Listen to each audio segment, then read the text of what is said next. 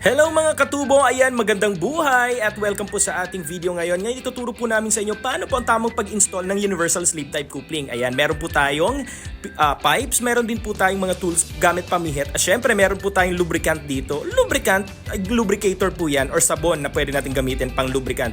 Ayan po, step 1, kalasin po natin yung mga nuts at tanggalin po natin yung gaskets at yung body po niya at ilublog po natin sa sabon. O, di ba? Kahit anong sabon po pwede natin gamitin, lalo na pag surf. Pwede natin gamitan. O, di ba? Surf baka naman.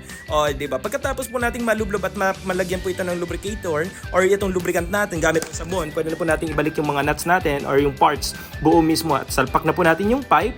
Ayan po, kitang-kita naman. O, diba? O, ayan po, kitang-kita. At pag once na ilapat na po natin yung nut, manually po na ipihit na natin yon at nailapat na dun sa body, pwede na po nating pihitin. At least 5 times po kada pihit. Equally distributed po ito. Dapat alternate po ang pagpihit natin, hindi po sunod-sunod. Para mas maganda yung distribution ng gasket pag nag-compress sa loob. O, diba? Ayan po, humihigpit na po siya. Sumisikip na po siya. Mas masikip pa po ito doon sa kapitbahay niyong chismosa. Charis! O, diba? Ayan po. Continuous lang po ang ikot natin. Basta alternate po para mas maganda. Mabilis lang po kasi itong mag-compress or masikipan natin. Mabilis lang mag-compress sa loob yung gasket pag mayroon tayong gamit na pampadulas. O, diba? Lahat naman po ng gamit pag may pampadulas, mabilis ipasok. Ipasok! Charis! O, diba? Ayan guys, kitang-kita nyo naman po. Mahigpit na po siya. O, pak! O, diba? O, diba? Di malalaglag. Maraming salamat. Ganun lang po ang pag-install ng Universal Sleep Type Coupling.